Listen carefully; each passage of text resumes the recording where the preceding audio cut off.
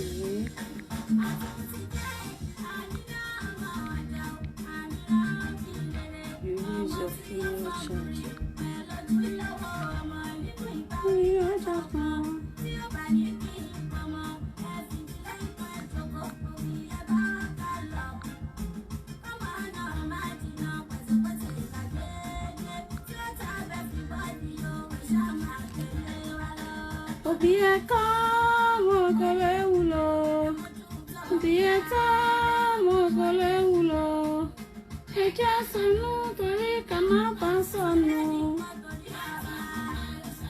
Abi molaye tori ni tori ola ni ka bale simi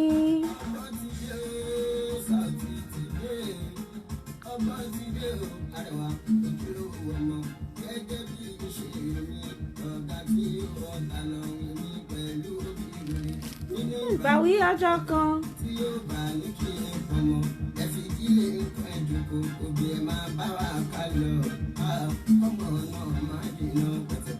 Làgbẹ́dẹ́ tí ó ta everybody o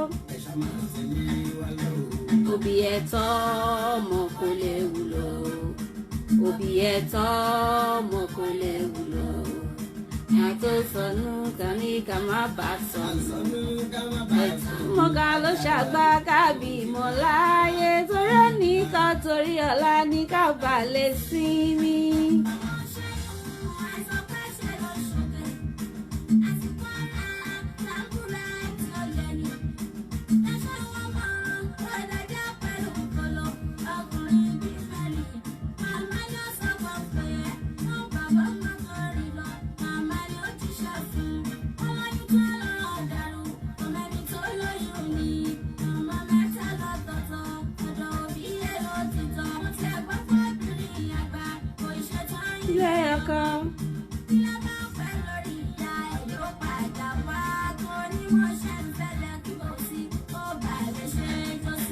Obieta mokole ulo Obieta mokole ulo Eja sanu tori kama basanu Ata ọmọ ma lo ṣàgbà kábì mọ́láyé torí ẹnìkan torí ọ̀la ní ká balẹ̀ sinmi.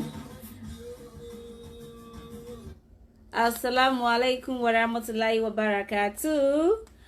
To all my Christian family in the house, ṣé wà dáadáa, àlàáfíà Ọlọ́run, ìdẹ̀kùn Ọlọ́run, oore àjẹǹjẹ tán Ọlọ́run kó máa bá gbogbo wa gbé. Ṣàlàáfíà lẹ́wà gẹ́gẹ́ bí mi náà ṣe wà lénìí. Ṣé wà dáadáa, ṣé and keep safe.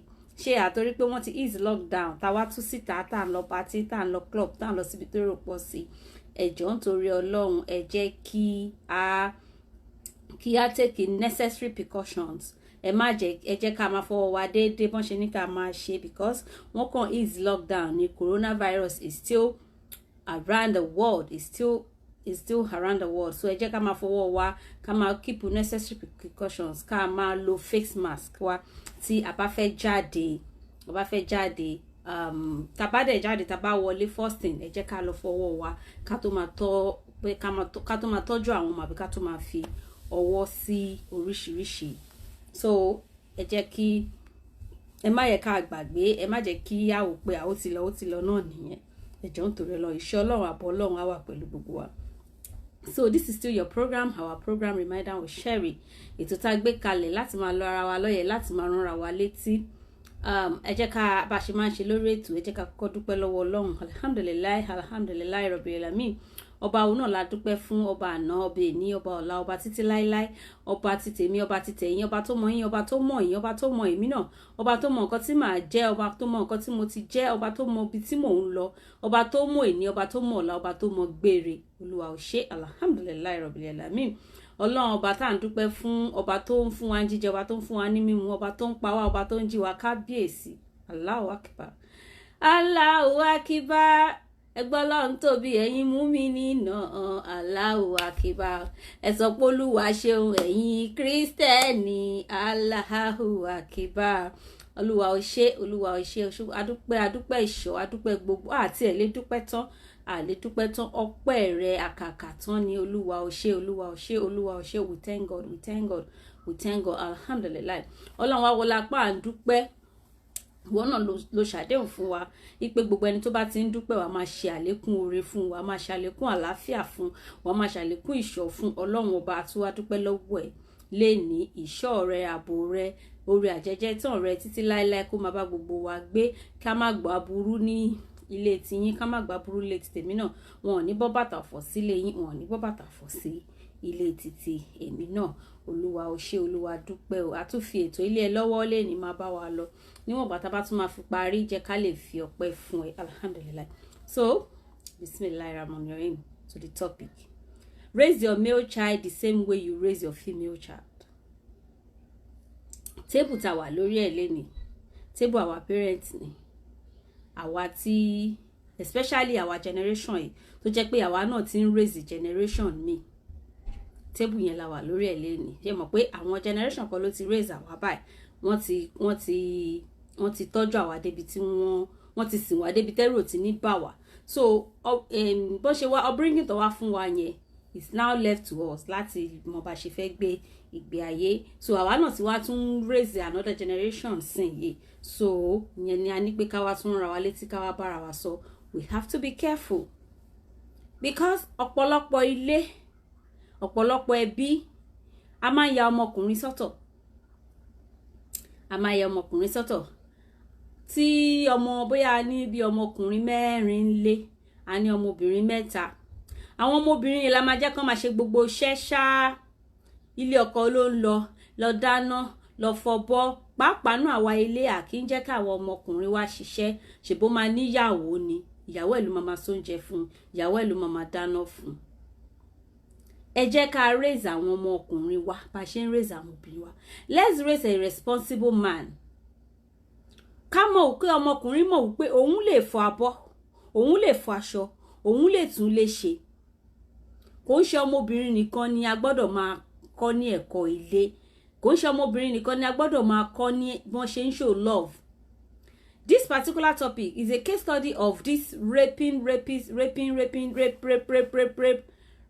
whatever tó wá gbòde kan sìn. Ìfipábára ẹni lò, ìfipábọ́mọ ọlọ́mọ lò pọ̀. Torí ẹ̀ la ṣe gbọ́dọ̀ kọ́ ọmọkùnrin wa because ọmọkùnrin tá bá kọ́, tá jẹ́ kó yé wípé nǹkan ẹlẹgẹ́ ni obìnrin. Ó gbọ́dọ̀ raise ọwọ́ ẹ̀ fi na obìnrin. Ó gbọ́dọ̀ fipá mú obìnrin in any way whatsoever. Even if it's your girlfriend, even if it's your wife. Ó gbọ́dọ̀ fipá ẹ jẹ́ kí a raise ọmọkùnrin wa in a way to say no. Ẹni tó ń fẹ́ tó wá sílé tó sọ pé ó fẹ́ bá jọ lájọṣepọ̀, tó sọ pé rárá fi sílẹ̀, kò wú nìyẹn.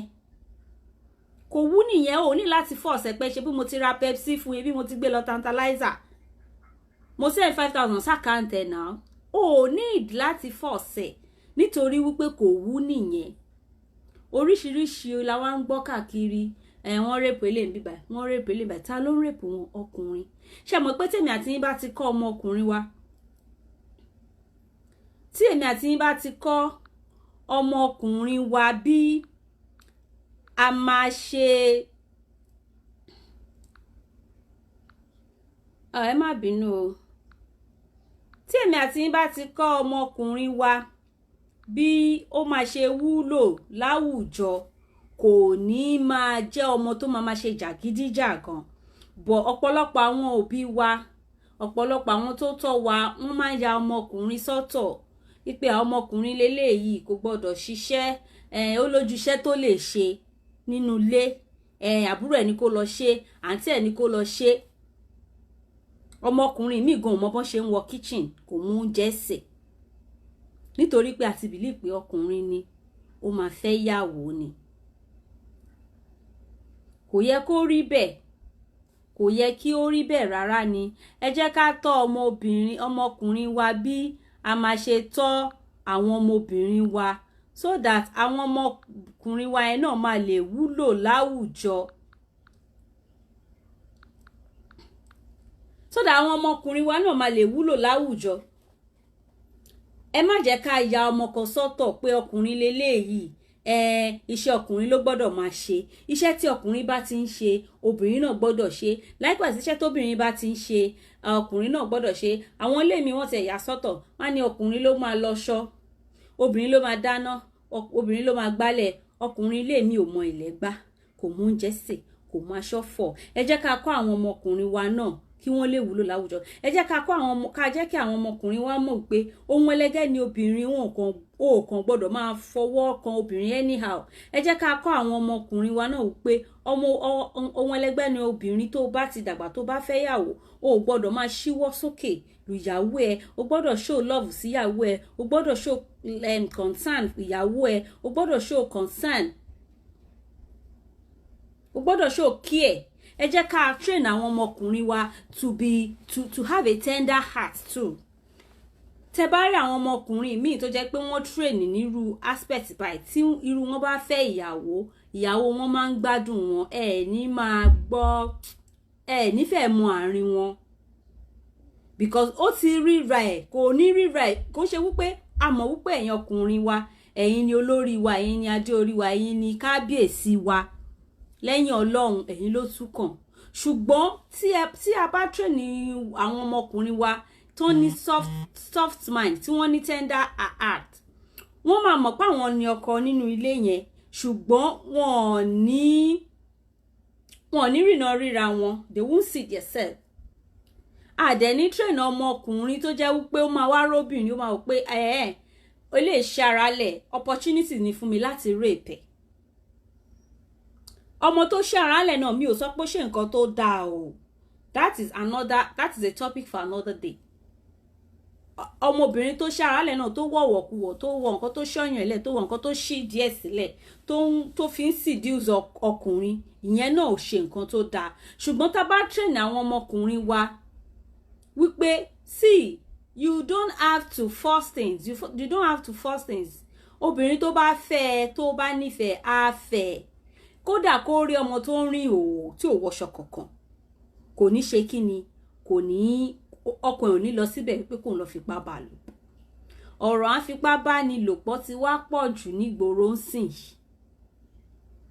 Ọ̀rọ̀ àfipá bá ni lò, wọn ò gbà fún ẹ, o dẹ̀ lọ fipá bá sùn. Ẹlòmíì, wọ́n máa bọ́ ọmọ ẹlòmíì sùn títí tẹ̀mí máa fi bọ́ lẹ́nu ẹ̀.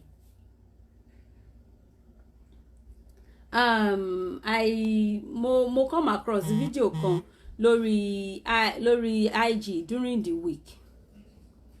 Ó dàbí pé wọ́n lọ jalè ní ilé ọmọ yẹn ni, Àmínà or something lórúkọ àwọn ọmọ yẹn jẹ́. Wọ́n lọ jí nǹkan ni, àwọn ọmọkùnrin kan lọ jí nǹkan nílé àwọn ọmọ yẹn. So nígbà tí wọ́n wá ń kúrò, bóyá wọ́n wá rọ́mọ yẹn nílé, bóyá nìkan ló wà ní, wọ́n dẹ̀ fipá bá lò pọ̀. Ó dẹ̀ títí tó dẹ̀ fi kú. Nígbà táwọn òbí ẹ̀ máa dé, òkú ẹ̀ ni wọ́n bá ń lẹ̀. Ẹ jí nǹkan ní nǹkan, ẹ tún pa wọ́n lọ́mọ. Ṣé rí pé léyìí ó jẹ́ nǹkan tó bani lọ́kàn jẹ́ gidi kan. It's a very sad news. It's so pathetic. Ṣùgbọ́n ká nípa àti train ọmọkùnrin wa dáadáa, kò sí ẹ̀ níwò pé òun fẹ́ jalè, láti má sọ wípé òun fẹ́ fipá báyàn lò pọ̀. So ẹ jọ̀ọ́, gbogbo àwa òbí ìsìn yìí tí àti àwa náà ti ní generation mi ta tá ti ń develop another generation, tá ti ń build another generation. Àwọn ọmọkùnrin tiwa táwa máa tán sìn, ẹ jẹ́ ká máa dà wọ́n tọ́ pẹ̀lú ọmọbìnrin. Ẹ má jẹ́ ká sọ pé ọmọbìnrin nìkan ló lè gbálẹ̀, ọmọbìnrin ló lè ṣoúnjẹ, ọmọbìnrin ló lè ṣe laundry. No, ọkùnrin náà gbọ́dọ̀ mọ̀ bó ṣe ń ṣoúnjẹ. Toríjọ́ tó bá dá wà, bóyá ó fẹ́ yàwó tóun àti ìyàwó ẹ̀ ò jọ gbé pọ̀, ìjọ́ tó bá dá wà kó lè ṣoúnjẹ fúnra ẹ̀, kó lè jẹun fúnra ẹ̀, kó lè tunu ilé ẹ̀ ṣe, kó má gbàbọ́ sílẹ̀ kábọ́ wà ń bẹ ọ̀sẹ̀ kan kó má fọ̀. Ṣé mọ̀ pé tá bá ti train wọ́n sìn, ẹ̀kọ́ tá bá ti fi kọ́ wọn láti ilẹ̀ ló máa bá wọn dàgbà. Tá bá ti train àwọn ọmọkùnrin wa wípé èèyàn máa ń show love ni, you have to love and the female, you have to love females. O gbọ́dọ̀ fẹ́ràn àwọn obìnrin, o gbọ́dọ̀ care fún wọn, o gbọ́dọ̀ show concern fún wọn. Tí irú ọmọkùnrin bẹ́ẹ̀ tó bá dàgbà tó bá fẹ́ yàwó, ó máa wà lovable, ó máa wà very very romantic. Gbogbo kan ní máa ṣe dry lọ. Àwa dáàdì oúnjẹ yín rè, dáàdì ti jẹun tán, wọ́n ti lejú, dáàdì ti jáde, wọ́n ti dé, ẹ̀kúrẹ́ ẹ káàbọ̀, wọ́n ti wọlé lọ, wọ́n ṣe bí ọ̀gá. We have to train our male kids on how to be friendly, how to be caring, how to be loving, how to endure. Naturally, àwọn obìnrin a lè endure kan ju ọkùnrin lọ. Ṣùgbọ́n tá bá ń fi ẹ̀kọ́ yìí náà kọ́ àwọn ọmọkùnrin wa náà, ó máa go a long way. A sọ wípé kọ́kùnrin dobìnrin o, a mọ̀ wípé orí lọ́lọ́run ṣe yín, Ọlọ́run ní dẹ̀ ṣe yín nírú láéláé. Ọlọ́run ní ṣe yín ní ẹni lẹ́lẹ̀, ẹni òkè ní gbogbo yín. Ṣùgbọ́n ẹ jẹ́ ká train àwọn ọmọ wa, àwọn ọmọkùnrin wa láti jẹ́ni tó máa wúlò láwùjọ, tí ò ní jọmọ oníjàgídíjàgan, tí ò ní jọmọ tí ò mọ fipá rèpù ọmọbìnrin, tí ò ní jọkùnrin tí ò mọ na obìnrin. Ẹ jọ̀ọ́ nítorí Ọlọ́run, eléyìí la gbé wá lénìí. Tabarẹ́ni tó bá fẹ́ bá wa dá sí, ẹ lè tabarẹ́ni tó bá fẹ́ bá wa dá sí, ẹ lè make a request lórí video, because mi ò ní lè answer call kankan lénìí. Ẹ̀rọ ìbánisọ̀rọ̀ wa ń sùn. Ẹ̀rọ ìbánisọ̀rọ̀ wa ó ń sùn lọ́wọ́. Gbogbo ẹ̀yin tẹ́ tí ń join, ẹ má bínú pé mi ò tiẹ̀ kí yín, because ọ̀rọ̀ yẹn ká mi lára. Báwo ló ṣe máa fipá bá ọmọdé sùn, ọmọbìnrin sùn títí tẹ́mi fi bọ́ lára ẹ̀? Ó jẹ́ nǹkan tó báyàn nú jẹ́ gidigidi. Mr. Olaye Stephen, ẹ káàbọ̀ sórí ètò. Mr. Dúrójayé Adékúnlé, ẹ káàbọ̀ sórí ètò. My friend Temidayo, welcome on the program. Abufash Túndé, ẹ káàbọ̀ sórí ètò tàṣẹwà pa. Mr. Túnjí Suleiman ṣẹwà pa, ṣàlàfíà lẹ́wà. My sister Romoke Hamad, ṣàlàfíà lẹ́wà ma, family nǹkan ma. My friend ọmọ ìyá mi Naomi Benjamin show wa dáadáa. Alhaji Ajíṣeré Ibrahim, salaam alaikum ṣẹwà o. Sumaya ńkọ́ sà. Abọ́lájí Abdulalim ṣẹwà dáadáa o. Wàlékún salam àfáà mi Abdulwakil, ṣé dáadáa lẹ́wà, fáwọn family ńkọ́ o. Mr. Komolafe Blessing, thanks for joining the program. Manager wa nìyẹn, manager lọ́wọ́ ọdún. My friend Arẹwà Oríyọmí, I cite you, you're welcome. Alhaji Abdulrazak Sanni, ẹ káàbọ̀ sórí ètò. Sheikh Muhammad, ẹ káàbọ̀ sórí ètò. Alhaji Muhammad Bamidele, thanks for joining us. Alimam, àwọn reminder with Sherry crew nìyẹn, wọ́n represent àríyìn akínyìn àfọlọ́nkíyìn. Abdul Badmus Sadiq, ẹ káàbọ̀ sórí ètò. Mr. Abiola Makoti Olúnlọ́yọ̀, ẹ káàbọ̀ sórí ètò. Ọmọ ayára Ọlọ́run wà, ẹ káàbọ̀ sí orí ètò. So bá ṣe ń bá lọ, if you want to make a request, ẹ lè make a request kí ẹ pè sórí video call nìkan la máa lè ṣe lénìí. mi ní lè gba ìpè lórí audio call nítorí pé àwọn ọ̀gá mi ń lo fóònù mi yẹn lọ́wọ́ nulẹ̀. So ẹ jẹ́ ká kọ́ àwọn ọmọkùnrin wa náà, ẹ jọ̀ọ́ nítorí Ọlọ́run, ẹ má jẹ́ ká raise monster, ẹ má jẹ́ ká raise nuisance, ẹ má jẹ́ ká raise ọmọkùnrin tí ó máa lọ force obìnrin kiri ládùúgbò. Ẹ jẹ́ ká raise the king, ẹ jẹ́ ká raise àwọn ọmọkùnrin wa gẹ́gẹ́ bí a ṣe ń raise àwọn ọmọbìnrin wa. Ẹ jẹ́ ká mọ̀ pé àwọn ọmọkùnrin wa ká jẹ́ kó mọ̀ pé wọ́n lè gbálẹ̀, wọ́n lè tún lè ṣe. In fact, àwọn ọkùnrin àmì gan wọ́n mọ̀ oúnjẹ ṣe better than ọmọbìnrin. Wọ́n mọ̀ oúnjẹ ṣe better. So àwọn tó mọ̀ ṣe better yẹn kò ṣe pé wọ́n mú wá látọ̀run, àwọn òbí wọn ló kọ́ wọn. Ẹ jọ̀ọ́ nítorí Ọlọ́run, àwa nísìn táwa ti wá ń bí ọmọ yìí, táwa náà ta tún ti ń develop another generation. Ẹ má jẹ́ ká raise monster. Because ẹni tí ó bá mú ọmọbìnrin olóbìnrin tó kì mọ́lẹ̀ tó sọ pé òun fẹ́ bá alájọṣepọ̀, tí yẹn sọ pé rárá mi ò ṣe, tó dẹ̀ force ẹ̀, kódà kọ́mọ náà má jẹ́ virgin, tó dẹ̀ force ẹ̀ láti ṣe without her consent, monster nírú èèyàn bẹ́ẹ̀ yẹn. Evil ni, èṣù ń gbénú ẹ̀.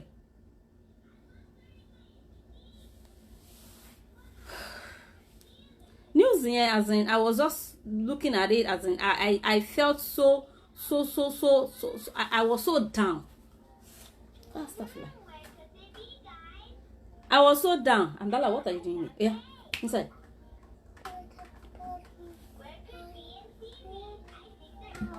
I'm not in bed. Sorry, yeah, drink some water and go. Drink water from mommy cup. Yeah, take your baby seat and go. I will give you something later, okay?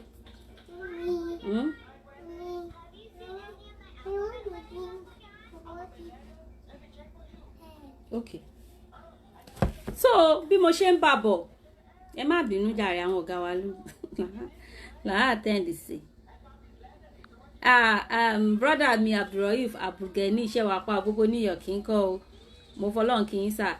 Àṣírí àdúrà ṣàlàfíà lẹ́wà o. Ṣàlàfíà lẹ́wà. Mr. Komolafe Blessing wọ́n sọ wípé parental influence on children has a major part to play in a child's being. What a child ultimately becomes is a factor of how much the parent invested in his or her upbringing. However, there are some other outer factors militating against what our children learn from their parents. This include peer pressure and social influence. Àfáà mi Abdulweki wọ́n sọ pé àwọn ní contribution. Make request orí video sir. Make request orí video. Mi mọ̀ bóyá mo lè. These two factors cannot be oversighted. Yes. Peer group náà máa ń fà á. Mr. Lukman ẹlẹ́ṣin ńlá.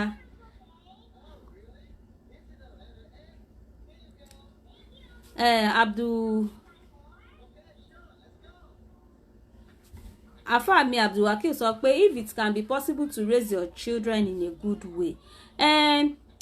Our manager said whatever we teach our children or word, we should let it sink into their subconscious with the help of prayers. And when they go out of home, your voice will keep replaying all you taught them. Yeah, that's it. Wa alaikum salam, sir. Mr. Abdulgani Abdulrauf. Ẹ lè make request. Mo máa try láti mọ̀ bóyá mo lè hijack fóònù yìí lọ́wọ́ ọmọ yín. Ó ti balẹ̀. Òun ló ń lo fóònù mi. Ẹ jẹ́ kí n wo nǹkan ọgbọ́n tí mo lè dá fún tí mo máa fi gbà. So ẹni tí ó bá lè make video kí ni wọ́n máa lè pè sórí. Amdala, please give me that phone just for a few minutes, okay? You know you are my baby. Huh? Yeah, I just want to use it to call my friends. Mommy, I want to play my lap on the TV. Why can't you let's watch this? No! Okay. Mommy, Yes, boss. Ẹ má bínú, mo ń try láti settle ẹ̀ kí n lè gba phone ọwọ́ ẹ̀ so that ẹni tó bá fẹ́ pè wọlé máa lè pè. Andala, but you have to go sit down there. You know you are my friend, right? Go sit down there. See, I already played my Amiri for you.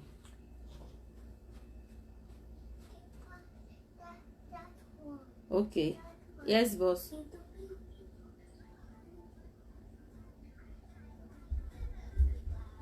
Yeah, so bí mo ṣe ń sọ lọ nọ́mbà tá máa pè sí ni Okay sir, mo ti fẹ́ fi nọ́mbà tá máa pè sí síta, WhatsApp call tí a lè pè sí mo ti fẹ́ fi síta, but WhatsApp call nìkan ni sir. Tẹ́ bá pè lórí normal call kò ní lọ sir. 3820 50 66.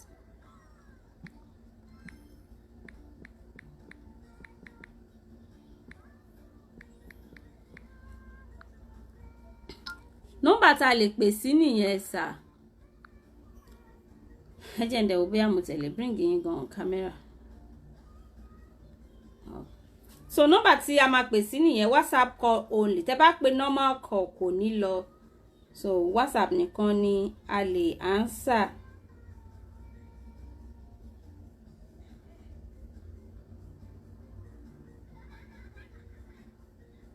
WhatsApp call nìkan ó wà available, so ẹni tó bá fẹ́ pè wọlé lè pè wọlé. Yálà ẹ fẹ́ gbà wá nímọ̀ràn ni, yálà ẹ fẹ́ bá wa dá sétò ní any contribution ẹyọkan sí nǹkan tí mo tún sọ látàárọ̀ ní àbí kejì.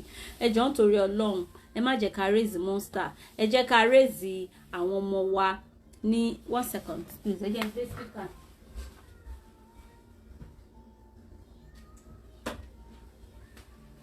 Ẹ jẹ́ ká raise àwọn ọmọkùnrin wa kán wà responsible. Ọlọ́run ní jẹ́ káwọn ọmọ wa máa ṣe jàgídíjàgan. Ọlọ́run ní jẹ́ ká bí ọmọ tó máa lọ máa fipá báyàn lò pọ̀ káàkiri. And the WhatsApp to call on is +234 7038 20 50 66 if you want to contribute to the program. So topic tá à ń treat náà ni wípé bá a ṣe máa tọ́ àwọn ọmọkùnrin wa gẹ́gẹ́ bá a ṣe ń tọ́ àwọn ọmọbìnrin wa.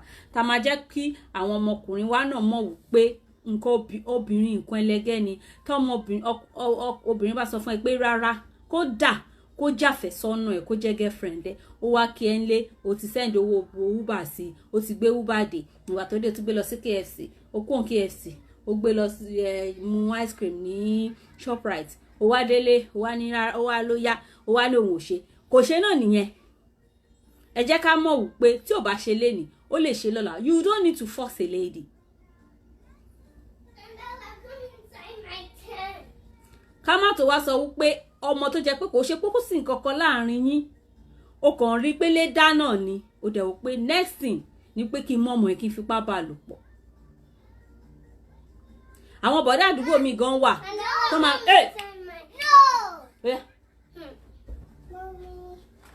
àwọn bọ̀dá àdúgbò mi gan wà tó jẹ́ pé wọ́n máa sọ pé ọmọ girlfriend mi ni káwa òbí náà káàdé máa ṣọ́ra wa ká máa mọ ní tá máa fọmọ wa ṣọ́. Wọ́n máa pẹ́ ìyàwó mi máa sọ pé ń bọ́ ọmọ ṣeré ojú máa pa fírí o máa fọwọ́ pa ọmọ lára máa kí sọmọ kékeré tí ò tí gbọ́n. Ṣé mọ̀ pé ká ní pé irú ọkùnrin bẹ́ẹ̀ bá lẹ́kọ̀ọ́ láti ilẹ̀ tó dẹ̀ níbẹ̀rù Ọlọ́run ó máa wò pé rubbish lòun ṣe yìí.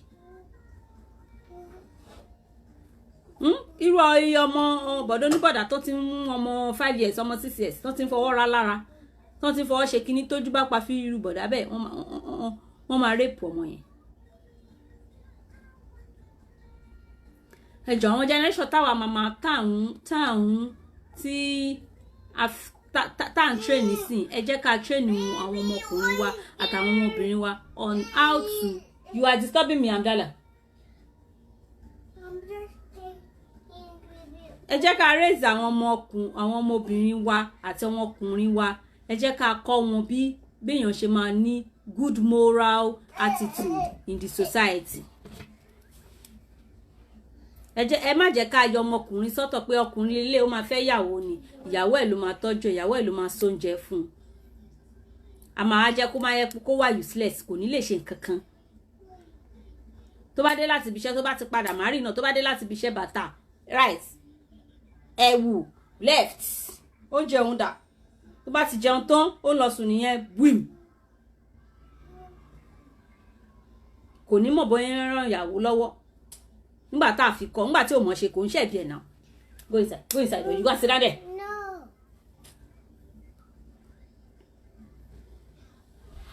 Nígbà tá a fi kọ́ kò ń ṣẹjọ́ ẹ̀ kò má bá fọ̀ tó bá jẹun tán náà á gbá bọ́lẹ̀ fún ìyàwó ẹ̀ ní kò fọ̀ kò ń ṣe pé ìyàwó ẹ̀ ò lè bá fà bọ́ ẹ má get me wrong ṣùgbọ́n ká bá ti fi kọ́ ẹ̀kọ́ kan náà máa mọ̀ pé jẹ́ kí n ràn yá yìí lọ́wọ́.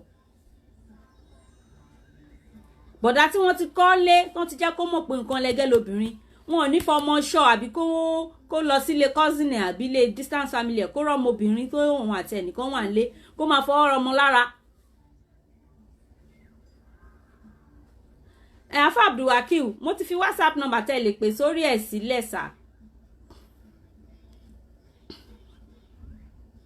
Mo ti fi WhatsApp number tẹ́ lè pè sórí ẹ̀ ẹ kàn máa save WhatsApp yẹn bí pé ẹ máa save number yẹn lórí fóònù yín so ẹ lè fi reminder we share save ẹ so ẹ wá pè mí lórí WhatsApp.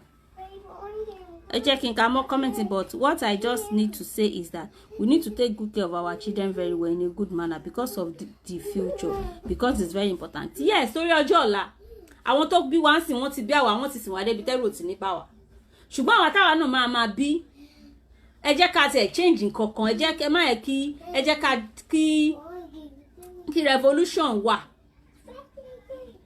ẹ jẹ́ ká change the way of àwọn parents wa ṣe bring wa up tí wọ́n ti jẹ́ pé ọmọbìnrin ni ó fọ̀bọ́ òun ni ó fọṣọ òun ni ó gbálẹ̀ òun ni ó lọ sọ́jà ọmọkùnrin kò máa wà lé. My friend, hello, sit down there. Sit down there. My baby oinky.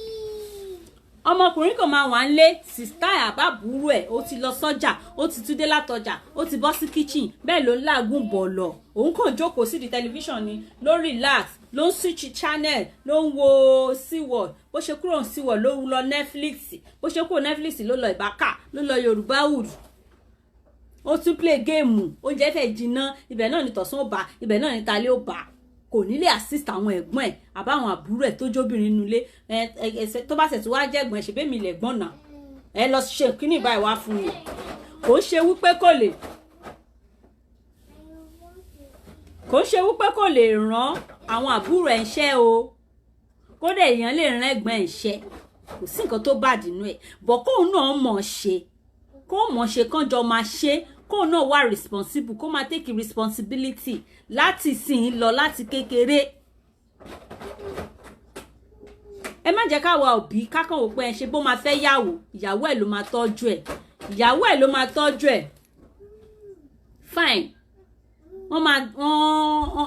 orí ni yín Ọlọ́run ní ṣe yín ní ẹni lẹ́lẹ̀ láéláé ṣùgbọ́n eléyìí náà tí ọkùnrin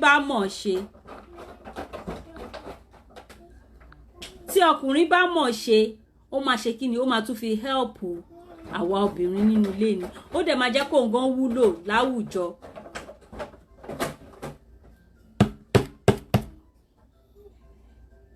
Ó máa yẹ kó wúlò láwùjọ. So nọ́mbà tá lè pè sí o ní mo fi síta yẹn +234 7038 20 50 66 tabalẹ̀ tó ní àfikún àbáyọkúrò sí fún gbogbo atótónu tí mo ti ń sọ látàárọ̀. Topic tá à ń treat náà ni wípé we should raise our male kids, we should raise our male children the same way we are raising the female children. Ẹ jẹ́ kí àwọn ọmọkùnrin wa mọ̀ wípé èèyàn máa ń kí ẹ̀fọ́ obìnrin ni èèyàn máa ń love obìnrin ni èèyàn máa ń love gbogbo oṣobìnrin nìkan gan even gbogbo ẹni tó bá wà lára àǹdè èèyàn. Let's train a man with a soft mind, with a tender mind, with a caring mind. Not just ọkùnrin ni. Ẹ má yẹ ká train ọmọ tó jẹ́ wípé kò ní care fóbìnrin, kò ní ìwà bìkítà fóbìnrin tó máa jẹ́ kó róbìnrin tó ṣí ara sílẹ̀ tí yẹn máa wá entice tó wà pé yẹn ló fi wá lọ fipá bá lò pọ̀. Ìwà ìfipábára ẹni lò pọ̀ ó ti wà tipẹ́ ó dẹ̀ ṣì wà ó wà tẹ̀ tí wọ́n ń peléke sí i nísìn tẹ́lẹ̀tẹ́lẹ̀ nígbà táwọn ìyá wa wà mí ò mọ̀ gbà yẹn ò but mo mọ̀ wípé ojú títì wà ń gbà yẹn even kí wọ́n fipá bá mọ àwọn old films a máa ń wò léyà lọ wọ́n lọ lóko ni tí wọ́n wá fipá bá ọmọ alájọṣepọ̀ ní ọ̀nà oko àwọn ìyá yẹn gan ò ní lè sọ wọn ò ní lè sọ àwọn ọkùnrin yẹn náà ò ní lè sọ wọn kàn máa bóyá láàrin ara wọn àbí àárín àwọn méjì ni bọ̀ nísìnyìí báyìí ó ti di nǹkan tó ti jẹ́ pé ọ̀làjú ó ti jẹ́ kí ó wà mọ́ ṣe kinní tó yẹ pé ẹni tó ń tẹ̀ fipá bá lò gan-an ni tó bá survive òun gan ló máa kọ́kọ́ bọ́ síta ló máa sọ wípé wọ́n ti fipá bọ́ òun lò pọ̀ àbí àwọn tó ń tẹ̀ fipá bá lò pọ̀ kọ́ á máa sọ káàkiri tó yẹ pé kò ní lè rìn ládùúgbò mọ́.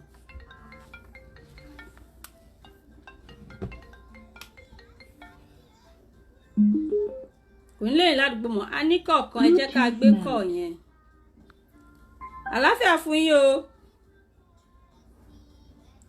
hello Mr. Komolafe Blessing hello Mr. Komolafe Blessing ṣé ń gbọ́ mi èmi ò gbọ́ yín o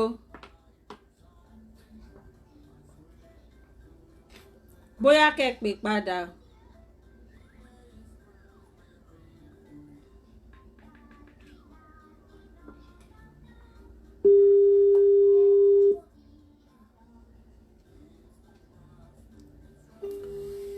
So ìyẹn ni aníkàwá bára Mr. Komolafe Blessing. Salaam alaikum. Wa alaikum salam sọ̀rọ̀ àkàtúnṣe wà láfíà fún yín o. Adúpẹ́ o. ẹ fẹ́ bá wa dá sétò máníjà wa nájà lọ́wọ́ dán Brainbox. Ẹ ṣeun gan o. A kí gbogbo lé o. Gbogbo lé náà kí yín o. Yes sir. Ṣé rí ìtọ́jú ọmọkùnrin gẹ́gẹ́ bí ọmọbìnrin gẹ́gẹ́ bẹ́ẹ̀ ti sọ lóòtú. It's in the hands of the parents. Kò yẹ kí èèyàn sọ pé ọmọ kan ló yẹ kó máa ṣọ́ fọ̀, ọmọ kan ni ó yẹ kó máa ṣọ́ fọ̀. À ń gbọ́ yín Mr. Afa Abdulwakil Abdulrahman ẹ jọ̀ọ́ ẹ fún wa níṣẹ́jú 5 ká fi ánsà kọ́ Mr. Komolafe tán mo máa pè yín padà ẹ má bínú sà à ń gbọ́ yín lọ Mr. Komolafe. Àwọn òbí kan máa sọ wípé ọmọbìnrin ló yẹ kó fọṣọ ọmọbìnrin ló yẹ kó máa bọ́ fọ̀. Bẹ́ẹ̀ni. Àbọ̀ ọmọkùnrin ò yẹ kó mọ̀ ọ́n ṣe. Bẹ́ẹ̀ni. Òwe Yorùbá kan sọ pé ó di ìrọ̀lẹ́ kí ọlọ́mọ̀ẹ́là tó mọ̀ pé ẹrù ló ń rù. Ó dìgbà tó bá tó ku àwọn ọmọ yẹn kán tó mọ̀ wípé àwọn nǹkan tó yẹ kán kọ́ wọn láti ilé. My younger brother ó ní dry cleaning firm. Okay. Ó ní obìnrin kan tó máa ń kó aṣọ wá láti wá fọ̀ ní ọ́fíìsì àbúrò mi. A tún kó pátá ẹ̀ wá síbẹ̀. Ẹ lè imagine. Ọmọbìnrin ni o. Kò ṣe pé kò ráyè o, bọ̀ torí wípé wọn ò kọ́ ọ láti ṣe àwọn nǹkan tó tọ́ láti ilé. Ẹ gẹ́ẹ̀tì mi bẹ́ẹ̀ gẹ́gẹ́ bí mo ti sọ tẹ́lẹ̀. Olóòtú ṣe ń gbọ́ mi. Mo wà pẹ̀lú yín o. Yes, ọ̀tọ̀ ní ká tọ́mọ, ọ̀tọ̀ ní ká bímọ, ọ̀tọ̀ ní kọ́mọ náà tútù ra ẹ̀tọ́ o. Bẹ́ẹ̀ni. Torí life actually begins when you go outside of your parents' home. That is when you see the reality itself. It will now dawn on you when you go outside. Then secondly, kí n add them more points tí mo ti sọ tẹ́lẹ̀. Our òbí, we are supposed to be examples to our children. Children learn by example. When they see you that you are doing it, I want to let me do it. When they see that, daddy mi rè ó help mommy mi in kitchen. Tí mo ṣe wà yìí, ẹnu mi gbà, mo máa ń kó aṣọ ìyàwó mi síta tí máa fọ̀ nígbà tí n bá ráyè. Ṣé ń gbọ́ mi? À ń gbọ́ yín sà. Èmi ni nínú ilé wa lọ́mọ ọ̀dọ̀ lọ́wọ́lọ́wọ́ tá wà yìí. Èmi ni mo máa ń fọ abọ́ jù. Tí máa ti dé, èmi ni máa ń kọ́kọ́ dé láti ibi iṣẹ́. Tí máa ti dé, máa ti bọ́ sí kitchen. Kó tó dé, máa ti fọ abọ́. Ó ní kí n má dáná lóúnjẹ mi ò dùn tó. Ṣùgbọ́n abọ́ yẹn, èmi ni máa ń fọ̀. Ṣẹ́gẹ̀tì mi bẹ́ẹ̀. So tí wọn ò bá kọ́ wa bẹ́ẹ̀ láti ilẹ̀, ó yẹ kí yẹn mọ ìtọ́jú obìnrin. Ṣé mọ̀ pé ní àwọn òbí tó kọ́ ẹ mọ̀ pé àwọn ọ̀pọ̀lọpọ̀ nínú àwọn òbí wa no were guilty of this. Wọ́n máa believe pé ọmọbìnrin ló gbọ́dọ̀ mọṣẹ́ ilé ṣe. Ọmọbìnrin ní naturally àwọn obìnrin ní tender heart. A máa easily láti love èèyàn láti show care. Ọlọ́mọ ẹ̀ka bí ọmọbìnrin tó dájú o. But àwọn òbí wa ti believe wípé àwọn ọmọkùnrin yẹn wọ́n máa fẹ́ yàwó náà. So àwọn ìyàwó wọn ló máa ọkùnrin ní ìwọ ń lọ ilé ọkọ ni ìwọ obìnrin ìwọ ló gbọ́dọ̀ ṣe lé ìwọ ló gbọ́dọ̀ ṣe lé. Ọ̀pọ̀lọpọ̀ iṣẹ́ òun ni àwọn ọmọkùnrin wa ò mọ̀ ṣe. Then apart from that, in term of pé kéèyàn wò pé ohun ẹlẹgẹ́ lobìnrin ká máa bá wọn sọ̀rọ̀ pé wọn kì í fọwọ́ kan obìnrin o wọn kì í ná obìnrin o obìnrin tó even kó jẹ́ ìyàwó ẹ̀ ló fẹ́ tó bá dàgbà tó bá fẹ́ bá alájọṣepọ̀ tó bá sọ pé ó rẹ òun jẹ́ kó mọ̀ pé ó rẹ̀ ní wá sọ pé ó ṣe máa rẹ̀ kò lè rẹ̀ o rárá gbọ́dọ̀ ṣe dandan ni nítòótọ́ bíbélì àti ìwé Quran sọ pé ká kọ oorun fún àwọn ọkọ wa níwọ̀n àpàtẹ pé aláṣẹ lórí wa ni wọ́n but at times you might be tired, you might not just feel like doing anything. So a gbọ́dọ̀ jẹ́ kí àwọn ọmọkùnrin àtàwọn ọmọbìnrin wa mọ̀ pé when it is no, let your no be no. I used to tell my little kids, bóyá ń gbà mí tí ẹ̀gbọ́n bá ń bá àbúrò ṣeré tíyàn bá feel like kó ṣeré tó sọ pé no òun sì máa fẹ́ máa ṣeré lọ, mo máa sọ pé let your no limit, know when to stop. Yes. When somebody say no, that is it. No, any you feel like oh bẹ́ẹ̀ ṣe nǹkan yẹn at that particular time you have to stop it. But ṣé mo pé ká ní pé mi ò mass mi kí n sọ fún òun náà ní rí nǹkan tí kò dáa. Bẹ́ẹ̀ ni the other party ṣe ń sọ pé no, òun sì máa ṣe kíni, ó sì máa push pressure yẹn. Ó dẹ̀ lè in fact ó lè cause conflict gan ní school láàrin àwọn ọ̀rẹ́ wọn. Very well. Nígbà tó fẹ́ bá báyàn ṣeré tẹ́niyàn bẹ́ẹ̀ ṣeré tí wọ́n bá ṣeré by force tó bá dùgbàjú lù ẹ̀ ńkọ́. So we should teach them how to say no, when to stop. Yes.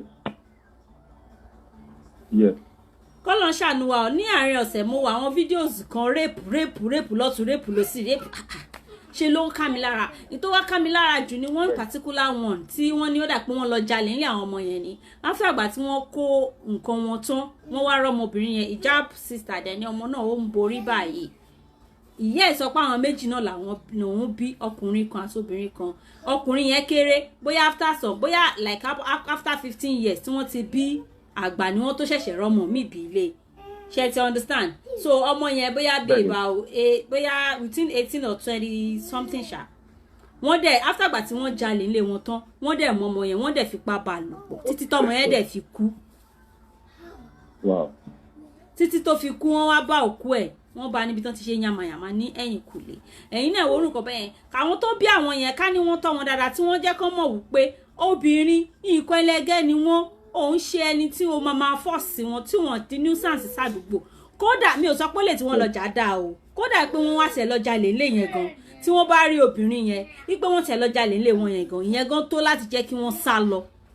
Bọ̀ ẹ tún wá lọ jalè ńlé wọn tán ẹ tún mọ́ ọmọ wọn ẹ tún fipá bá lò pọ̀ títí tó fi kú. Eléyìí ó jẹ́ nǹkan tó bá mi lọ́kàn jẹ́ gan.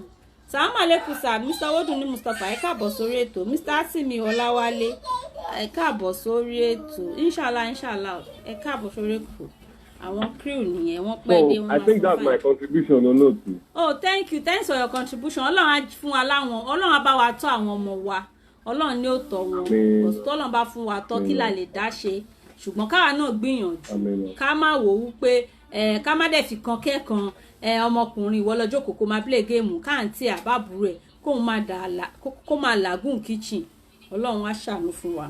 Ẹ ṣé gan ni o, ilé wa ò ní dàrú. Alright, ẹ ṣeun.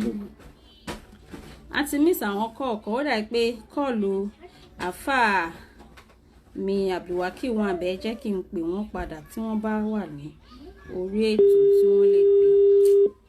Ó ká mi lára ikú ọmọ yẹn kọ́lọ́run tu àwọn òbí ẹ̀ lójú, kọ́lọ́run bá wa rọ́ wọn lójú.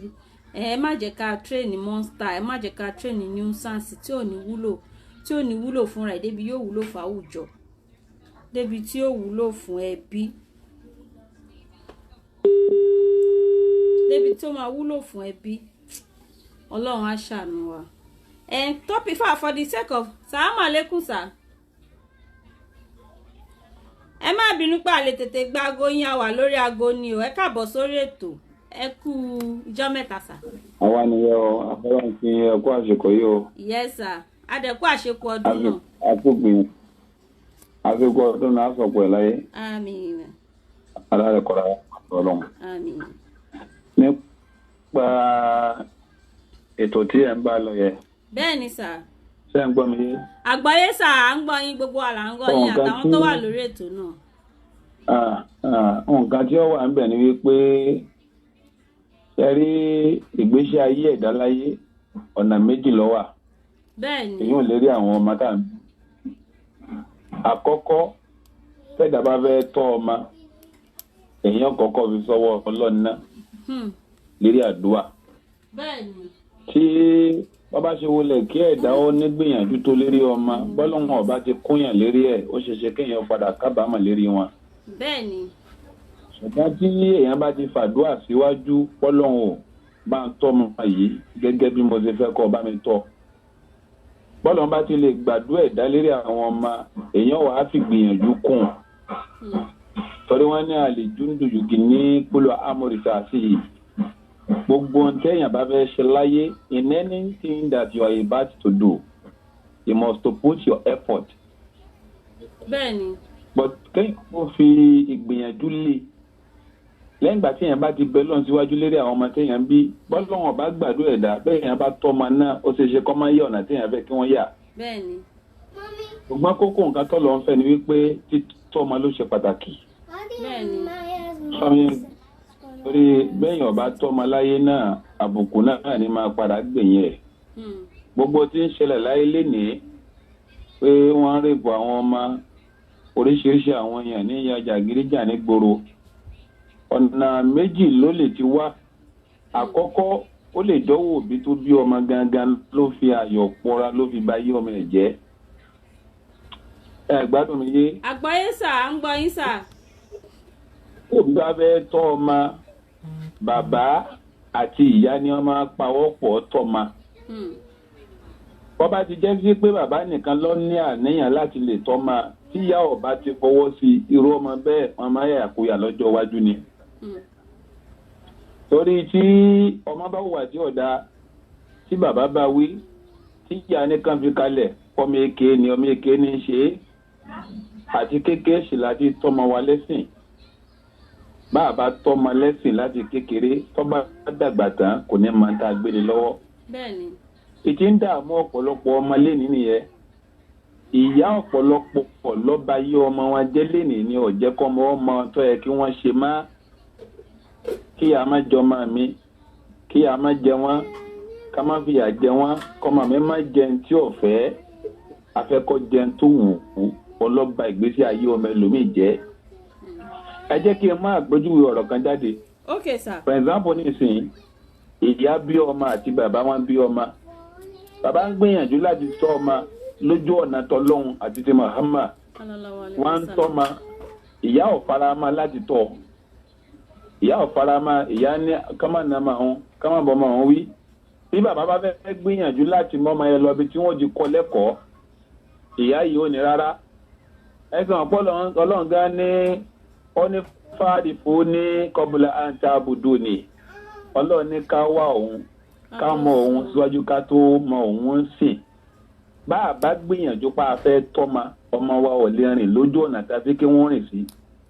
bàbá afẹ́ kọ́ wọn tọ́ma ìyá ni ká má bọ̀ wọn wí ká má nà máa wọn ọmọ èké ni. ọwọ́ pẹ́ ọtásìkò díẹ̀ ìyá bọ́ sáré kìyà ọmọ ìyá kù láyé tọ́mọ dẹ̀ ti dàgbà ṣùgbọ́n títọ́ tí ìyá tọ́mọ yìí tù òun lọ́mọ yìí dàgbà sí. bàbá wa fẹ́ gbìyànjú láti rí put ọmọ yìí to the right way but ó ti bọ́. ó ti dẹja kíká. ọmọ wa ń ronú wípé nígbà tí àwọn wà láyé ìyá àwọn ọ̀tọ́ òun báyẹn ọmọ torí ẹ̀ sákùnlé fún bàbá ọlọ́ọ̀dì ọmọ gbòòrò. ẹ̀ ń gbọ́dọ̀ mi yàrá jà. àgbáyé sà. ọmọ lọ di ọmọ gbòòrò síta ó di ọmọ tí mo tí ọ̀dọ̀ ọmọ tí mo gbó ó di àwọn tí wọ́n ti jàgírígà káàkiri nígboro ọ̀pọ̀lọpọ̀ wọn ni wọ́n ń yàyàkuyà lénìí ni wọn ò yọ ọmọ rí má. ẹni báwọn ọkùnrin àsìkò kò tá à ń lò nílé ọ̀pọ̀. nǹkan tí ẹ lọ sà nǹkan tẹ̀ ń sọ ó yé mi dáadáa ṣé ń gbọ́ mi dáadáa sà. nǹkan tẹ̀ ń sọ ó yé mi dáadáa bó ṣe yẹ kéèyàn tọ́ ọmọ nìyẹn wọ́n ní pé ẹnu méjì ló ń bí ọmọ ìgbà ẹnu ló gbọ́dọ̀ wò ṣùgbọ́n nǹkan tẹ̀mí tẹ̀ wọ́n agitate lórí lónìí ni wípé ọ̀pọ̀lọpọ̀ àwọn tó ń tọ́ wa wọn kì í jẹ́ kí ọmọkùnrin mọ̀ wípé àwọn náà nípa láti kó nínú ilé àti nígbésí ayé àwọn èèyàn in general bí á pé èèyàn ní ọmọkùnrin méjì lẹ́sìn ọmọbìnrin mẹ́rin ọ̀pọ̀lọpọ̀ ilé ni tó jẹ́ wípé ọmọbìnrin yẹn làwọn ọmọbìnrin tó jẹ́ mẹ́rin yẹn náà máa ṣiṣẹ́ jù nínú ilé àwọn ọmọkùnrin àti máa ń tọ́ wọn wítọ́ pé àwọn ọkùnrin ni wọ́n máa dàgbà wọ́n máa fẹ́ yàwó ni tí wọ́n bá dẹ̀ dàgbà náà tó bá fẹ́ yàwó yàwó tó bá fẹ́ ló máa tọ́jú ẹ̀ ọ̀pọ̀lọpọ̀ àwọn òbí wa ò kí ń tọ́ àwọn ọmọ wọn kí ń tọ́ àwọn ọmọkùnrin bíi wípé káwọn náà lè jẹ́ olùrànlọ́wọ́ fún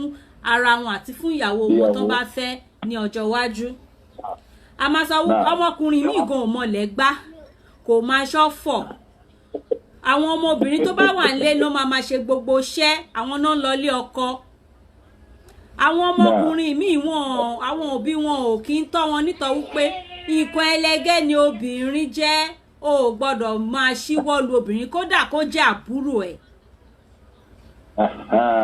wọn ṣe mọ̀ pé sírò àwọn ẹ̀kọ́ yóò bá sí tí ẹ má bínú sá ẹ má ní mo dọ́rọ̀ mọ́ yín lẹ́nu sá ẹ jẹ́ kí n bọ̀ wálẹ̀ sá ẹ mọ̀ pé sírò àwọn ẹ̀kọ́ báyìí yóò bá sí fún ọmọkùnrin náà obìnrin náà ní títí ẹ̀ lára o tí ó jẹ́ pé a tún máa gbé yẹn wá lọ́jọ́ míì o ṣùgbọ́n ọmọkùnrin tí a bá kọ́ lẹ́kọ̀ọ́ wípé nǹkan ẹlẹgẹ́ ni obìnrin jẹ́ o ò gbọ́dọ̀ máa na obìnrin tí o bá fẹ́ bá obìnrin lájọṣepọ̀ kó jẹ́ ìyàwó ẹ kó jẹ́ àfẹ́sọ́nà ẹ tó bá ti sọ pé rárá o ò gbọ́dọ̀ fi tipá bá lò pọ̀ o gbọ́dọ̀ fẹ́ràn gbogbo àwọn tó bá ti ní sàkání ẹ especially tó bá jẹ́ obìnrin o gbọ́dọ̀ ṣe òmọ́kì ẹ̀ fún wọn ọmọbìnrin ò bá àrọ ọmọbìnrin tó ṣíra rẹ̀ sí kó ló hòhò báyìí tá a bá train àwọn ọmọkùnrin wa tá a discipline ẹ̀ pé kó o ti ẹ̀rọ ọmọ tó já rẹ̀ sí òhò báyìí tí o bá ti ń ṣe ẹlẹ́tọ̀ọ́ ẹ o ò ní láti lọ fipá bá lò pọ̀ irú ọmọkùnrin bẹ́ẹ̀ tó bá rẹ́ni tó ṣíra lẹ̀ àbí tó rúbi tójú ti pa lọ́ọ́lọ́ tí ó jẹ́ pé òun àtọmọbìnrin ló wà nílé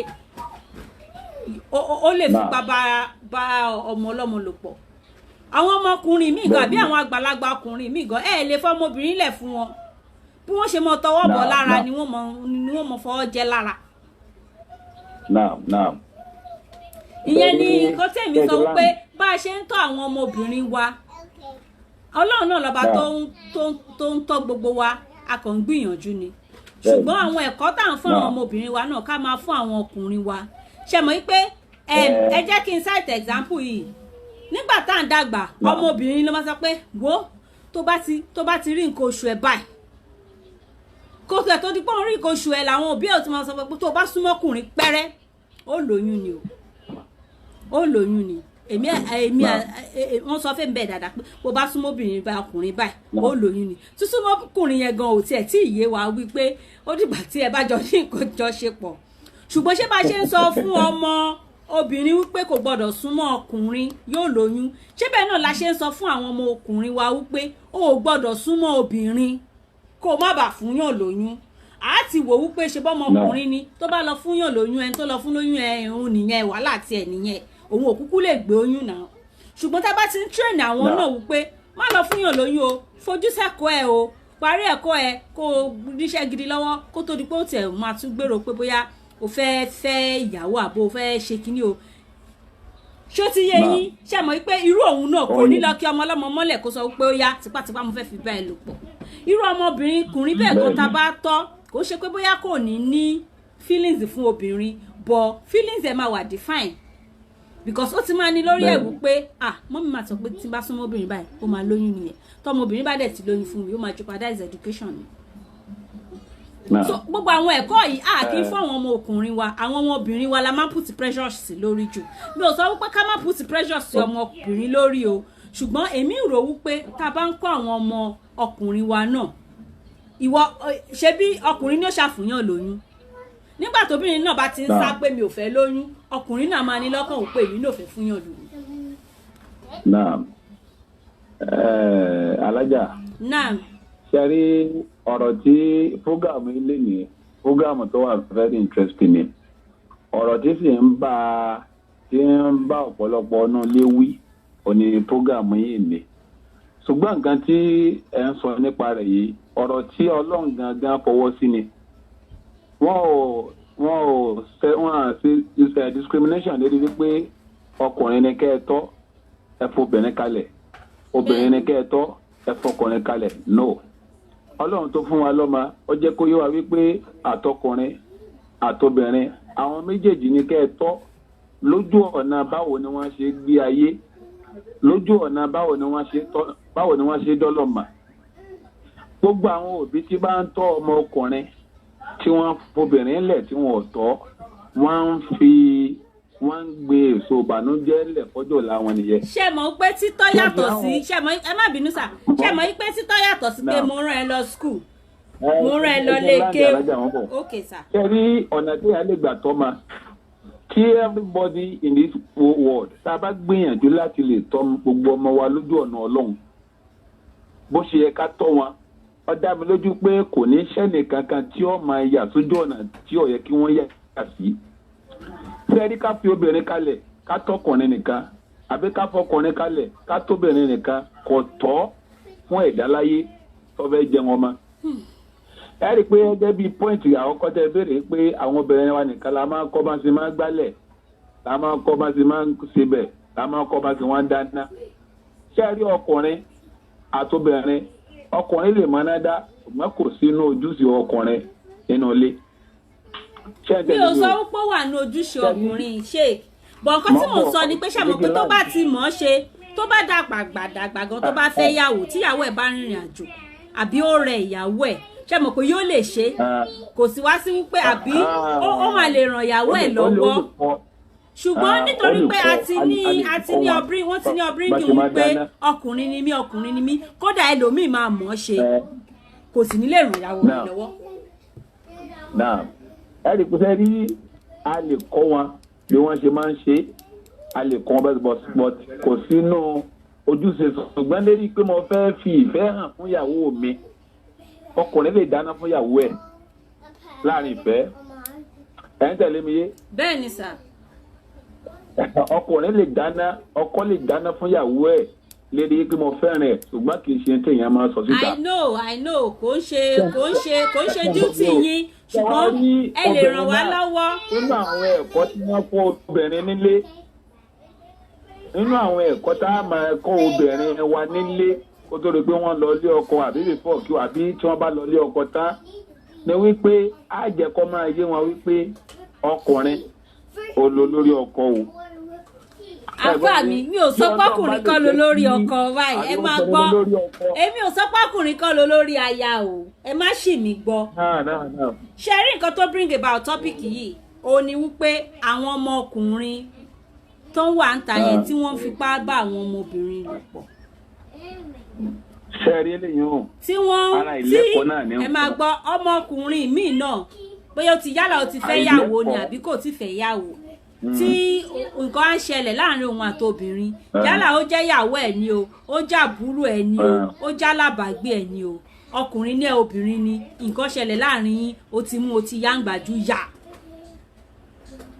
ṣe mọ̀ pé ká nínú ọmọkùnrin yẹn náà ní ẹ̀kọ́ ṣe mọ̀ pé ká ní ó ní ẹ̀kọ́ ni yóò ti mọ̀ wípé nǹkan ẹlẹgẹ́ ni obìnrin tí bá sọ pé kó wá ṣe tó bá sọ pé òun ò ṣe ẹ̀tọ́ mi ò fipá bá a lò pọ̀ kódà kó jẹ́ girlfriend mi tí mo ti gbé lọ Mr. Biggs tí mo ti ra chicken fún tó ti ya chicken jẹ tí mo wá délé tán tí mo ní ó yá tó ní rárá ó ṣe máa ní rárá mo ti raṣọ fún ẹ mo sẹ́ndì owó sí ẹ àkáǹtì ẹ 2 weeks ago ó tún bọ̀ mo tún ní kó gbé Uber rárá o ò lè lọ lásán o ò lè lọ lọ́fẹ̀ẹ́ o ò lè wálé mi lọ́fẹ̀ẹ́ wọ́n á mú pa wọ́n á fipá bá irú ọmọbìnrin bẹ́ẹ̀ lò pọ̀ ọ̀pọ̀lọpọ̀ obìnrin gan ni ò kí ń lè sọ síta tí ẹ bá ṣe pé ní tí wọ́n bá ṣe tó bá kú rẹ́kẹ́ ọ̀pọ̀lọpọ̀ obìnrin ni ò ní lè sọ síta. kókó nǹkan tí èmi rí ń bẹ̀ ni wípé àtọkùnrin àtobìnrin àwọn òbí ni ọ̀rọ̀ yìí bá wí púpọ̀.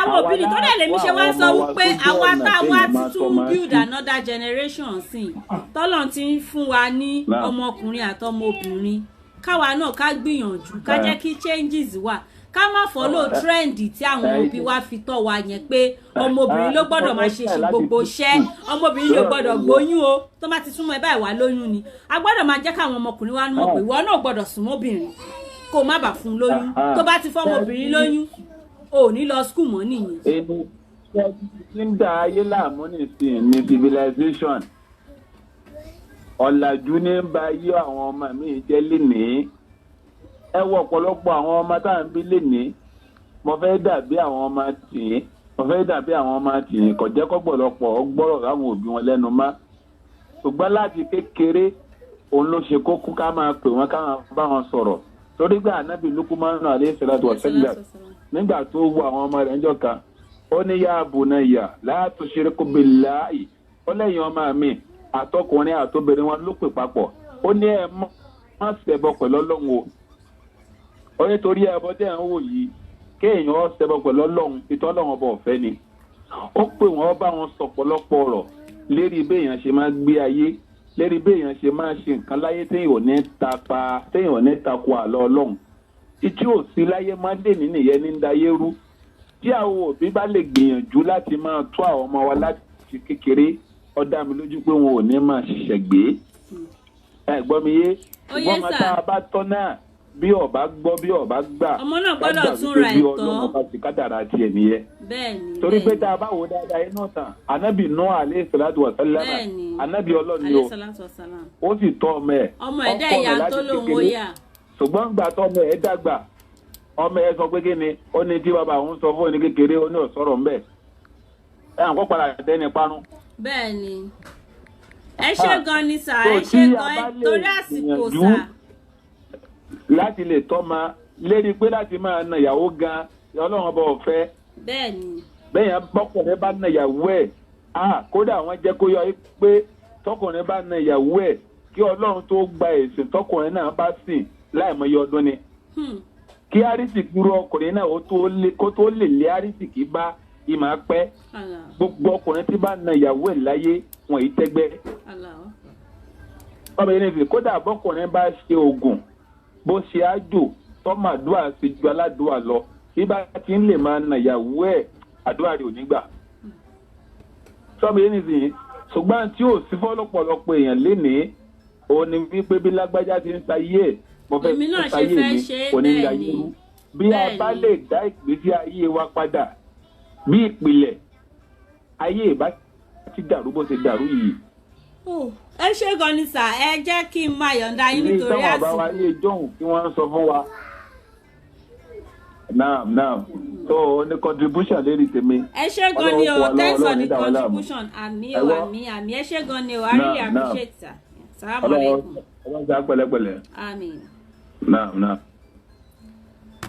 ọ̀rọ̀ náà ti bá wa sọ yẹn ẹnì kíní ẹnì kejì tí wọ́n pè sórí ètò wọ́n ti bá wa sọ sọ́tún wọ́n ti sọ tó sí àmì àti yín náà a níṣẹ́ púpọ̀ láti ṣe wọ́n ní òbí kọ́ ọmọ rẹ ní ẹ lọ́mọ yín gọ̀ ẹni tí ó bá ti kú kí ni ó pa ọmọ gọ̀ tí kò bá ṣe pàgọ̀ náà ẹ̀dá mi dákun má ṣe mí ni má fún mi ní ṣùgọ́n mu lọ́mọ o Ọlọ́run ní fún gbogbo wa ní ṣùgọ́n mu lọ́mọ àwọn ọmọ tá a bá ń bí ọmọ àlùbáríkà ọmọ ọdùnnú ni please say no to rape and tell your sibling your nephew your friends your area brothers area sisters they should know limit they should know when to stop they should not force anything it is not good to force anything tó bá tó obìnrin how to tó ò gbà fún ẹ ládùúgbò má máa tàka sí pé òdìjọ́ tójú bá pa fírí tí wọ́n bá mú ẹ mọ́ kọ́nà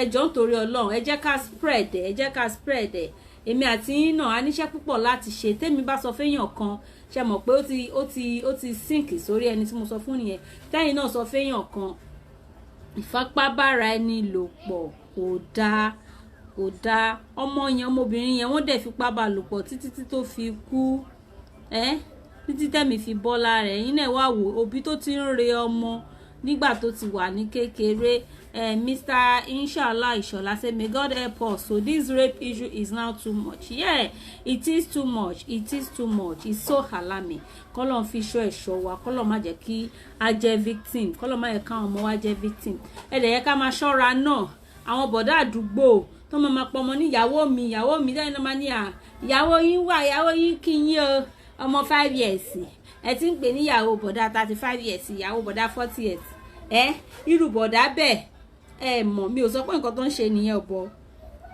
ọ̀pọ̀lọpọ̀ náà àwọn bọ̀dá bẹ́ẹ̀ náà ìwà wọn ò dáa tí wọ́n bá fọmọ ṣọ́ wọn àwọn tá a máa fọwọn ọmọ wa ṣọ́ ẹ jẹ́ ká máa mọ̀ ṣé ẹni tá trust ní ṣé ẹni tó ṣe fọkàn tán ní ṣé kò ṣe pé àwọn ọmọ tá a bá fọmọ ṣọ́ even ọmọkùnrin míì gan bí wọ́n ṣe tá a bá fọmọ ọkùnrin míì ṣọ́ àwọn ọmọ àwọn àǹtí míì gan ó láìkì àǹtí Lábísí ó láìkì kó máa wà lọ́dọ̀ àwọn àǹtí Lábísí mò ń jáde jẹ́ kí n sáré gbé lọ sọ́dọ̀ àǹtí Lábísí mọ̀ nǹkan àǹtí Lábísí ń ṣe fọmọkùnrin yẹn I saw a video sometimes ago wọ́n fọmọ yẹn sọ́dọ̀ àǹtí yẹn àmọ́ bó ṣe jẹ́ sí ọmọ bébì ni ọmọ yìí ò tẹ̀sí pọ̀ ọmọdún kan rárá kò sì lè jọ ọmọ oṣù 6 lọ àǹtí yẹn dẹ̀ ń fi ẹnu fi nǹkan ọmọkùnrin yẹn ṣeré ìfẹ́ fi gbogbo ẹnu sọ ó dẹ̀ mú ẹnu báyìí ó dẹ̀ ń fi ẹnu fi nǹkan ọmọ kékeré yẹn ọmọkùnrin kékeré yẹn ṣe ọmọ yẹn ò tí ì pé ọdún kan is still a baby ó like àǹtí Lábísí àǹtí mi yóò mú ọmọkùnrin wọ kọ́nà gan àwọn topic for another day ni so possibly bóyá máa extend the topic yìí tí ọmọkùnrin wọ kọ́nà tí ọmọkùnrin tán fi ṣọ́ tí ó gbọ́yàn sí lẹ́nu tí ò ní kó máa fà á èmi ò mọrú pressure tí wọ́n fẹ́ derive nú ẹ̀ ó wà káàkiri bẹ́ẹ̀ ẹni tá máa fà àwọn ọmọ wa ṣọ́ ẹ jẹ́ kí ajẹ́ kan jẹ́ èèyàn dídí èèyàn tó ṣe fọkàn tán ẹni tó mọ Ọlọ́run tí ò ní jẹ́ àwọn ọmọ tí ó máa seduce àwọn ọmọ wa tí ó mọ seduce àwọn ọmọ wa tí ó mọ ti kékeré gbin nǹkan tí ò dá sí àwọn ọmọ ọlọ́kàn bó ṣe wà lọ́kùnrin náà ló wà lóbìnrin ẹ jẹ́ ká wà vigilant dáadáa ẹ dẹ̀ jẹ́ ká jẹ́ òbí tó máa ní listening ear tọ́mọ ẹ bá ti ń bá ẹ̀sán kankan ẹ jẹ́ ká máa gbọ́ ẹ jẹ́ ká máa gbọ́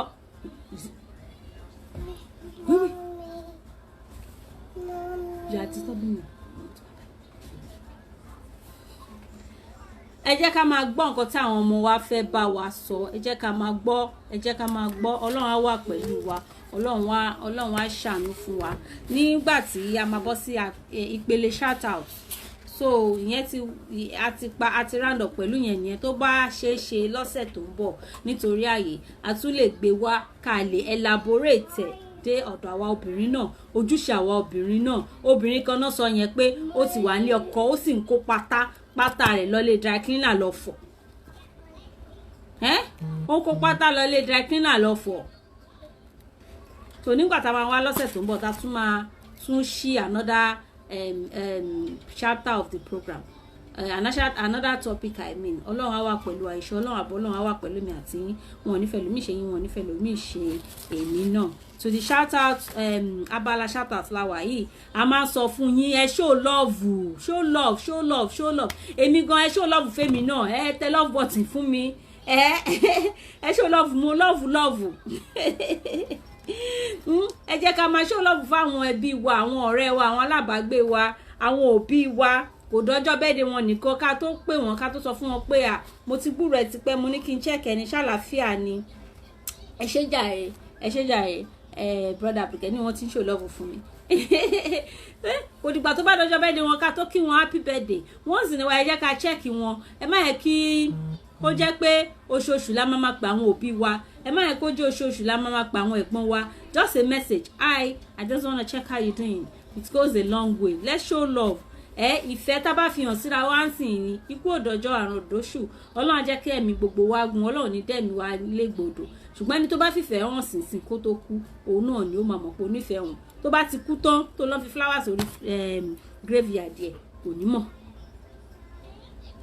ó ti bá ti tẹ̀ lọ nìyẹn so on shout out kíní birthday shout out tá a nílé ní a ní àwọn èèyàn márùn tá fẹ́ wish happy birthday àti gbogbo àwọn tó ń ṣe birthday lọ́sẹ̀ tó kọjá pátápátá tí wọ́n máa ṣe birthday lẹ́yìn títí tó máa fi di next week a kí wọn pé happy birthday èyí ni birthday dáàdì mi ṣe birthday lẹ́yìn so ẹ bá mi ṣe prayer for dáàdì mi pé Ọlọ́run jẹ́ kán pẹ́ láyé oúnjẹ máa jiná fún wọn jẹ ìgbà tó bá ń dùn Ọlọ́run ni mo kúrò ń bẹ̀ Alhaji Owólabí Adérẹ̀mí Maruf Ọlọ́run á bá mi lọ́ra ẹ̀mí wọn it shall never be in bad shape gbogbo nǹkan tó ń fẹ́ ti dáadáa Ọlọ́run á bá mi ṣe fún wọn ti fàárọ̀ ṣiṣẹ́ wọn ti fàárọ̀ ṣe wàhálà ọjọ́ alẹ́ wọn kò ní nira fún wọn nígbà tó bá tásìkò tó máa jókòó tó máa jẹ wọn mọ́ Ọlọ́run ní fi kú yọ wọn láwùjọ àgbàlagbà náà ni wọ́n ṣe lágbà náà wọ́n ṣe dàgbà náà wọ́n tún wá lóbì so wọ́n ní ìyá wọn ò ní fojú sunkún wọn kò ní fojú sunkún ọmọ kankan nǹkan tó ń fi wọn tọ́lọ́run ṣe fún wọn tó fi ń ṣàgbà Ọlọ́run kò ní gbà lọ́wọ́ wọn Ọlọ́run wá bá wa lọ́ra ẹ̀mí wọn igba ọdún kan o Alhaji Owólabí Adérẹ̀mí my sister Khadijat Mubarak happy birthday to you ma mo wish yín ní more blessed years mo gbà ládùúrà pé gbogbo nǹkan tẹ́ ń tọrọ lọ́wọ́ Ọlọ́run ní ti dáadáa mo ń gbàdúrà láti inú ọkàn mi wá ní Ọlọ́run bá mi ṣe fún yín, Ọlọ́run bá mi dùn yín nínú, Ọlọ́run bá mi dùn yín láìpẹ́ láì jìnnà a máa gbégbá ọpẹ́ inshallah bí kúrò àti láì. My sister Remtek Ọláìtàn, no sorry my brother Remtek Ọláìtàn, I wish I want a happy birthday. We wish you all the good things life could offer. My brother Adeoye Wasiu, Baba Ibadan. Baba Ibadan, mo wish you know happy birthday, long life and prosperity. May you never be in bad shape. My friend, Mr. Bankole Dombanki. We wish you too happy birthday. We pray that whatever you lay your hands on shall prosper. Wọn ní fi ẹlòmíì ṣe yín o, ní fojú sunkún ọmọ, àwọn obìnrin náà ní fi ojú sunkún yín, ṣọ̀pọ̀lọpọ̀ ọdún láyé ọlákún fàyàkún làwọlá wàlá kọta ìlàkùn. Fún gbogbo àwọn tó ń ṣe birthday náà tá a lè dárúkọ wọn, a kí yín pé happy birthday o, ṣe ọ̀pọ̀lọpọ̀ ọdún láyé, igba ọdún kan ni o, ilé ìṣàfẹ́ yọjú, igba ọdún kan ni o. So àníri jù báyìí lọ lórí shout out kínní. Ẹ má gbàgbé láti lọ sórí YouTube kẹ́ ẹ lọ subscribe sí YouTube page wa. Ètò wa ní iṣẹ́ mọ̀ pé mo sọ pé a gbé kalẹ̀ náà ni láti jẹ́ ìrántí fún gbogbo wa. So ilé ta ti gbọ́ lẹ́ni tá bá tún lọ tún gbọ́ náà kò tí pọ̀ jù. YouTube page wa ni Reminder with Sherry. Ẹ tẹ red button, ẹ subscribe. Subscription is free. So Reminder with Sherry ní orúkọ ètò náà lórí YouTube. Àbí tẹ́ bá ti search Ọlábísí Mubarak ó máa gbé wá. Ẹ láǹfààní láti wo àwọn past topic programs wa, àwọn àlejò tá gbé wá, àwọn ọ̀rọ̀ ìyànjú tí wọ́n gbà wá. Ẹ máa láǹfààní láti gbọ́ lórí ẹ̀. Keep quiet, see your friends. Ẹ máa láǹfààní láti gbọ́. So ìyẹn lọ bẹ́ẹ̀. Nígbà tí a máa tún pàdé ní ọ̀sẹ̀ tó ń bọ̀ pẹ̀lú ògo Ọlọ́run, má gbàgbé láti show love to people around you. Show them love. Tàbárẹ̀ ẹni tí ẹ tó ń ṣe ọjọ́ bí àbí tẹ́ kò fẹ́ kí tẹ́ fẹ́ ká bá yín kí, ẹ send message sí olóòtú àtàwọn crew wọn ní orí messenger, àdèmáfiṣẹ́ yín jẹ́